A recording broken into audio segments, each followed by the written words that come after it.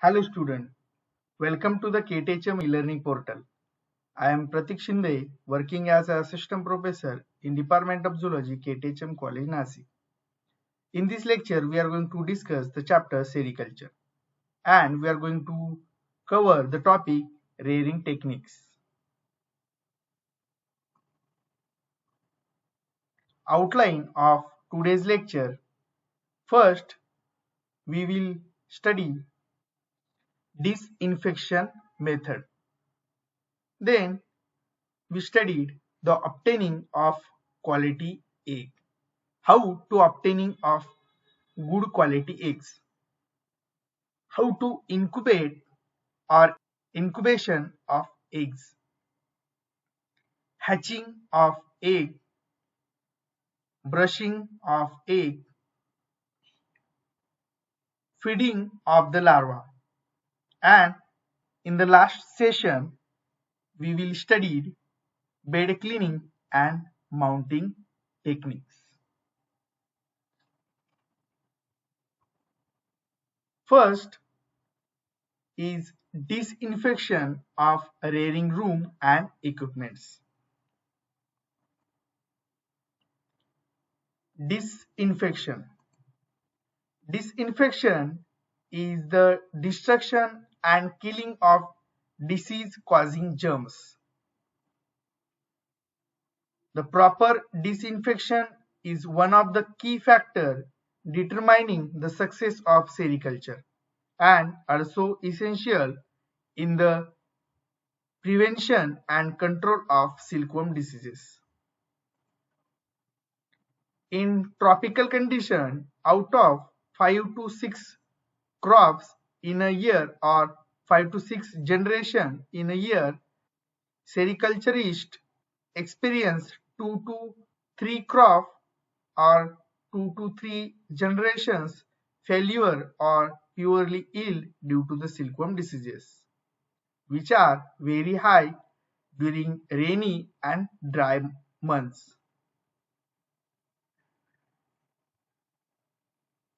The disinfection is done for the rearing room and the rearing equipments. If disease or dead silkworm are found, their excreta and bodies may have bacteria, viruses, fungi or pathogens, and if this is contaminated the rearing room, equipment and cloth, they will cause disease in the larva in the next rearing.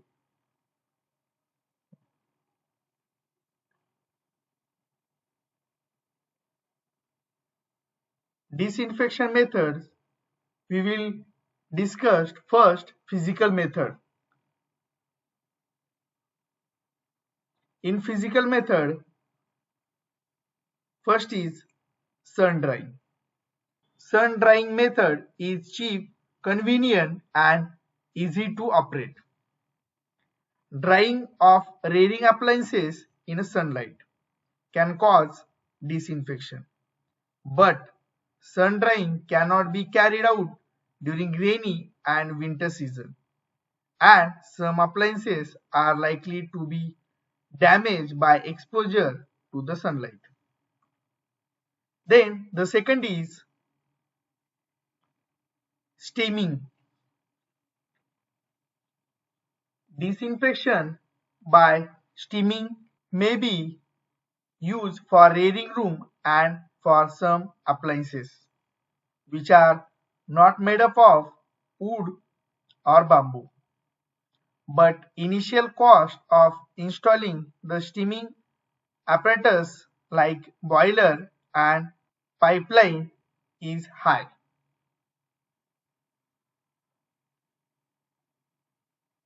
Then the third physical method of disinfection is sterilization.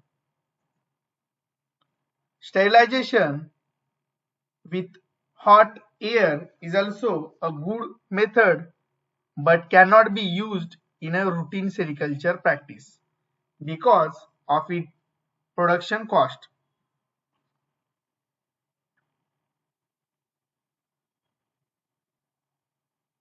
Then the chemical methods of disinfection.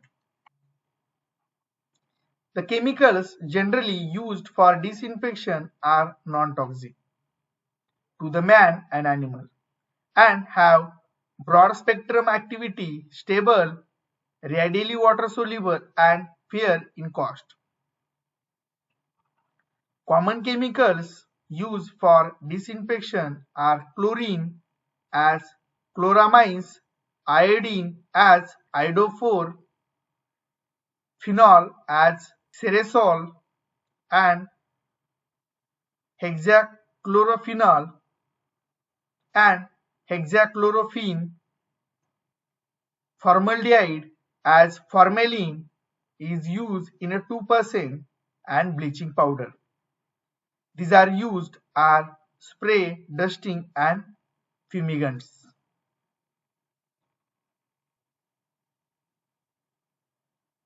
Disinfection of rearing house is done 8 to 10 days before starting the rearing operation. 5% bleaching powder solution is recommended for this region. Most of the dwelling cum rearing rooms are not airtight where use formulation or fumigation will not be suitable. Method of application. The solution is sprayed in the rearing room and on the appliances with the help of sprayer.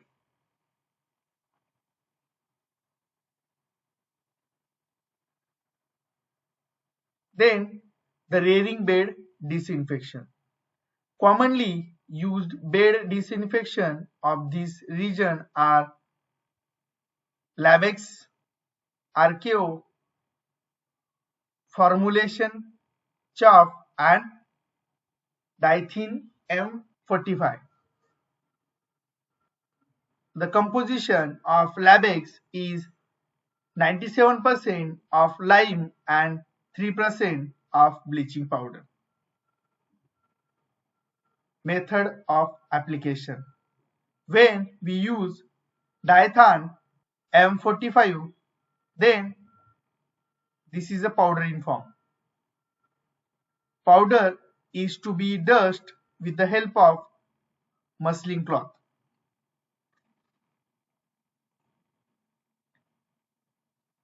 Then the second technique is obtaining of quality eggs. The use of good quality silkworm egg is important for silkworm rearing. Thus, it is important to obtain good quality seeds or silkworm egg for grainage. Then, question in our mind, what is grainage? Grainage are temperature controlled facility where cocoon are kept under the controlled temperature condition till the pupa emerge from them as a moth after about a week. These moths breed and lay an egg on plastic or paper cards. Grainage are the center for the production of disease-free laying seeds are called as DFLS of pure and hybrid races in a large scale. The Grainage and Regional Sericulture Board provides good quality of seeds in the form of egg cards to silkworm rearing farmers. Then the incubation of eggs. The term incubation in sericulture is used with reference to provision of optimum environmental condition. That is, the egg should be kept in a cooler place at 25 degrees Celsius temperature and 80% of humidity. Lesser the humidity, reduce the hatching percentage. Eggs are very sensitive to high temperature, low humidity, and oxygen deficiency. During the transportation to the longer distance, it is necessary we should provide optimum temperature, good aeration, and humidity condition to the egg. Egg transportation box designed for this purpose. We should never transport the egg in airtight container as it causes suffocation and increase incidence of dead eggs. See here, this is a egg transportation box.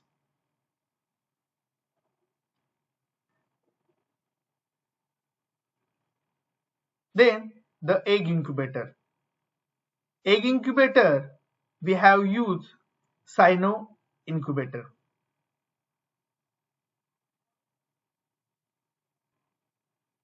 We can use Sanyo incubator for incubation of silkworm egg for proper egg hatching. Incubator with lightning facility can also be used by you for incubation of silkworm egg, as the temperature can be set to be required level. Whenever humidity facility is not available in the incubator, it should be maintained by keeping a tray of water inside the incubator. This is a picture of Sanyo incubator.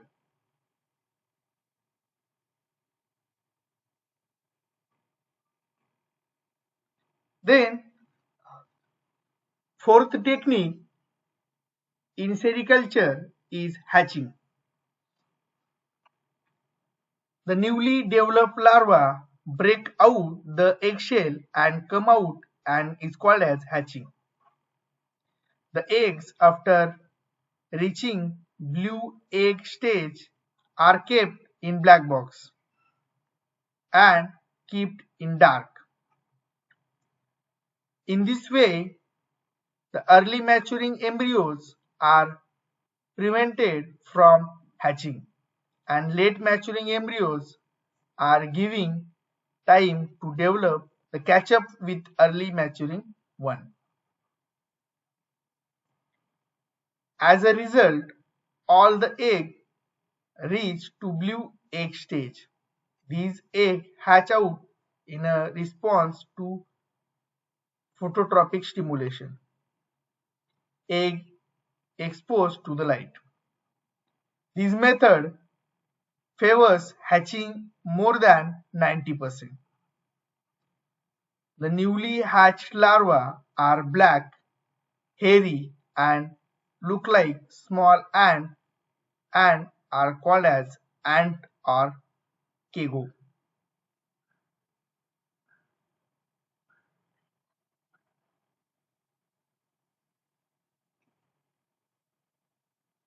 Then the fifth technique is brushing. Brushing is the process when the newly hatched larvae appear. They should be gently and carefully transferred to the rearing bed. When the egg hatch, the emerged larvae are to be collected for rearing. This process of separating ants from eggshell is called brushing. The optimum time for brushing is around 10 am when the humidity is 89 to 90% and temperature is about 27 degrees Celsius. See here, using feather, how to brushing the ants.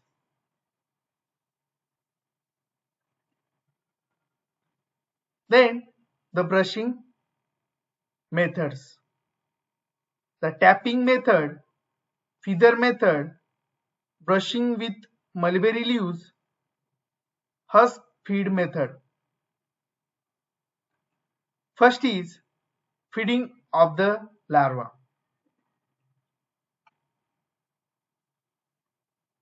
The quantity and quality of cocoon depend upon mainly on quality of mulberry leaves fed by larva during rearing. Of the total leaf ingestion during entire larval development, near about 80%. The 80% food is taken during 4th and 5th instar stages. Leaf requirement during different instar stages are given in a table. See here, this is the age of silkworm, 1st to 5th instar larva. And here, see the quantity of leaves to be fed in kg. The bivoltine races feed listed here and the multivoltine races feed listed here.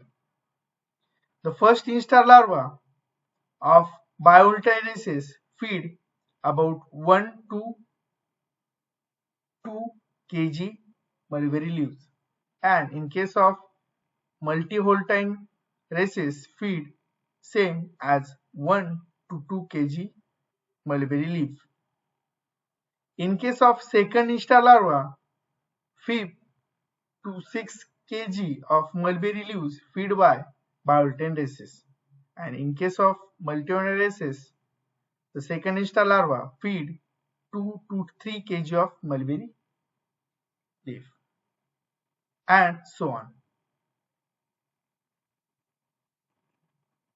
Then the frequency of feeding. It mainly depends upon season. Generally, the silkworm are fed 4 times per day. That is, the first feed is at 5 am, the second feed at 11 am, third feed at 4 pm, and the fourth feed at 10 pm. Further, it is necessary to reduce the frequency in rainy season and to increase in summer.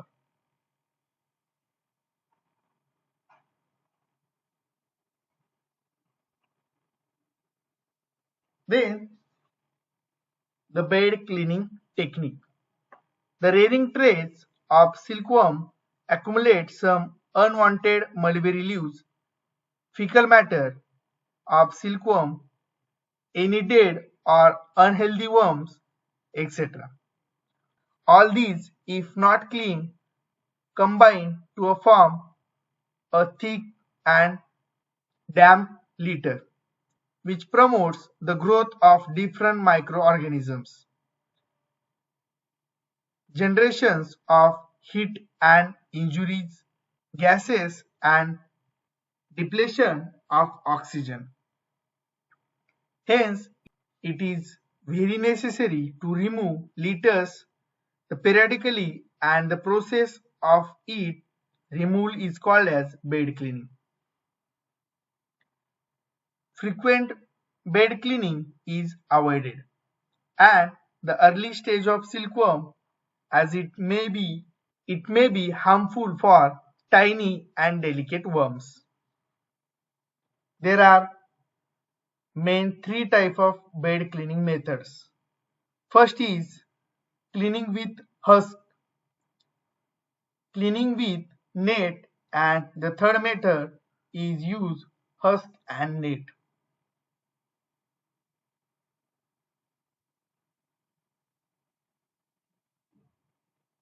Cleaning with husk.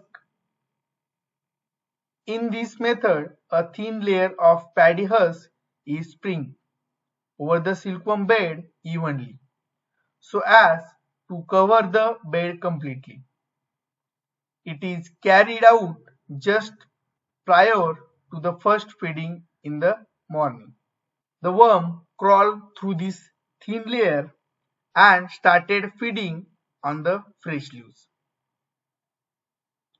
The worm and the leaves are transferred to the clean trays, and the remaining material left behind is thrown away. This is a cleaning method using husk.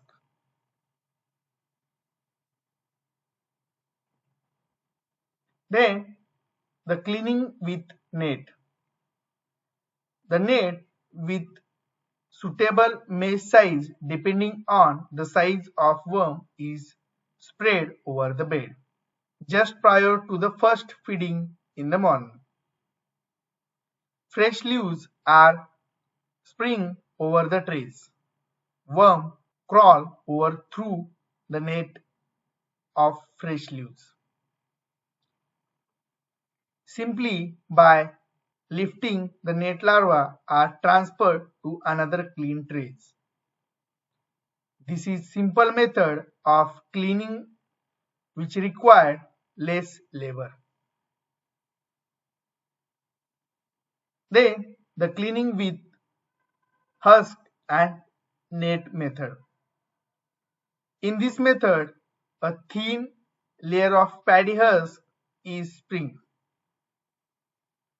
spring over the bed, and a net of suitable mesh size is applied on that. After that, the successive feeding, the worms along with the leaf are separated from old bed by lifting the net and transferring to new clean tray. It required less labor, and by mixing formalin with the paddy husk prior to application, muscardine disease can be avoided. Then the next technique is mounting. The device that help or support the silkworm for comfortable spinning their cocoon is called as cocoonage or mountage, or also called as chandrika. Chandrika is made from wooden bamboo strips. Mounting is the process of transferring the mature worm to the mountage. On the mountage, the mature silkworm eschewed silk, spin the cocoon around itself, and transform into the pupa inside it.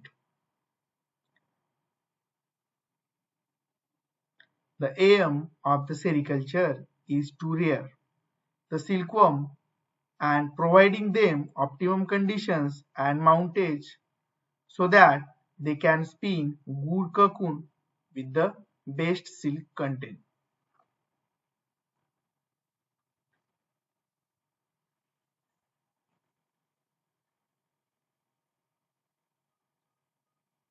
Chauki and late age rearing. The rearing of mulberry silkworm is classified into two distinct stages via young age called as chauki and late age rearing. Based on their management requirement, the larval stages of silkworm is clearly differentiated into 5 instar by 4 molds. Rearing of first and second instar larva under healthy and hygienic condition is popularly known as chauki rearing or young age rearing, and the rearing of fourth and fifth instar larva come under the late age rearing. Third instar larva represent the intermediate stage it considered as young age.